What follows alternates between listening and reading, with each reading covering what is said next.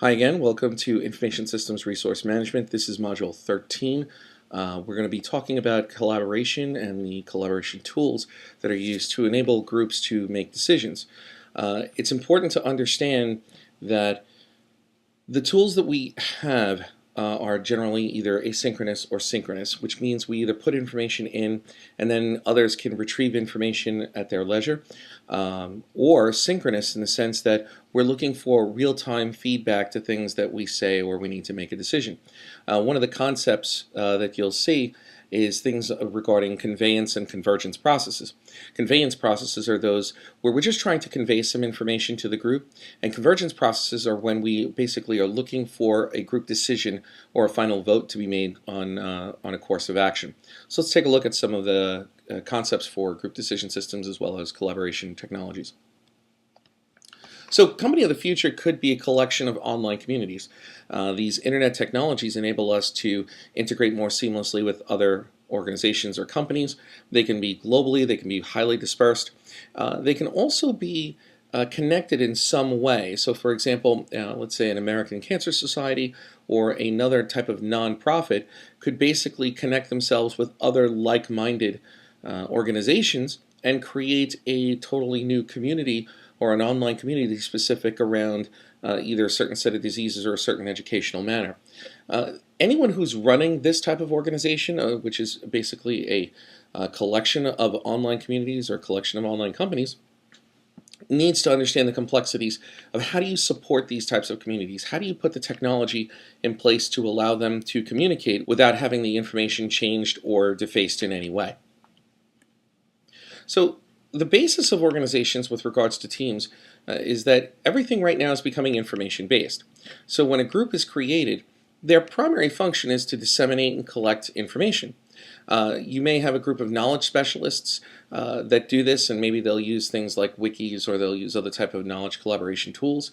You may have task-focused teams who are specifically pulled together for the purposes of identifying what area might be the best place for a new retail location or for a distribution center. This is kind of like what a hospital structure might also look like, where you have a trauma center, you have the emergency room. As patients come in, what may end up happening is we push them off to radiology, or we'll put them off to, let's say, oncology or pediatrics.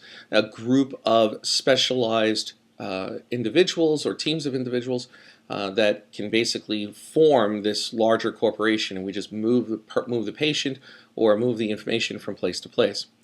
Groupware has allowed us to do a lot of this. So for those of you who are familiar with, in the late 80s, 90s, you had Novell's Groupware. Some of you may have just considered it email, but it was a lot more than that.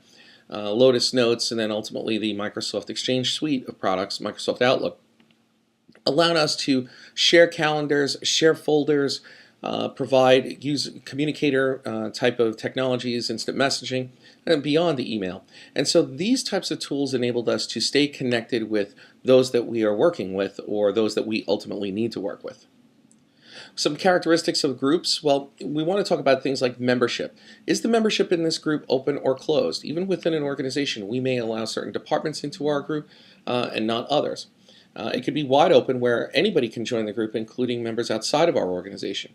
How are the interactions between members? Are they loosely coupled or are they tightly coupled?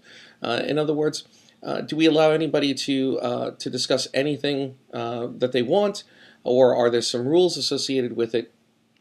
And can I communicate with the entire group, or do I have to communicate with one or two particular individuals before I can discuss with anyone else? Additionally, there's a hierarchy. We have to understand that there may be rules in place and there may be levels of decision making that need to occur. Case in point might be where you have a tool where anyone can contribute, but before it gets posted to the entire group, a hierarchy is set up so that an individual, one or two individuals, will review it, agree upon whether or not it should be disseminated to everyone, and then pushed out. So you can see hierarchical structures develop in these online communities as well. Location, are they all based in the same area, or are they widely dispersed? With the internet technologies and other information systems, it's very easy to have them dispersed. But when they are dispersed, you start to introduce psychological effects as well. Some individuals who are, let's say, telecommuting or who are away from the team tend to not feel like they're a part of the team. And so there is a challenge there. How do you make an individual, how do you keep their morale up? How do you make them feel as though they're part of the team even though they're physically not located? And then time. Do we need to communicate in real time? Or can we communicate asynchronously where we just post information and then someone can go get it later, or I can go get it later?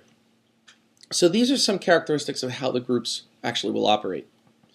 Some of the types of groups, we have basically authority groups where there is a formal authority or a hierarchy.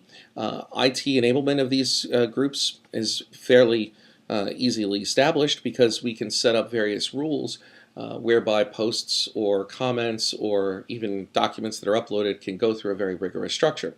Interdepartmental groups get a little bit more complicated because there are it's a slightly weaker link than a formal authority, because you may have individuals from multiple departments or 2 or 3 departments that working together on a particular new process or even an overall new system, which kind of would take you down to the project group where you might have even a looser type of arrangement between individuals where they don't necessarily all report to each other. They have their own individual interests at hand, and therefore they need to work together, but at the same time take into account what they're going to do. A lot of the project teams will usually use a system that will manage the project. It will manage the timeline, it will manage budget, it will manage the distribution of work, it will also manage status, and then maybe an individual project manager can report the status across. So we do see a lot of project management systems working for project team-oriented work.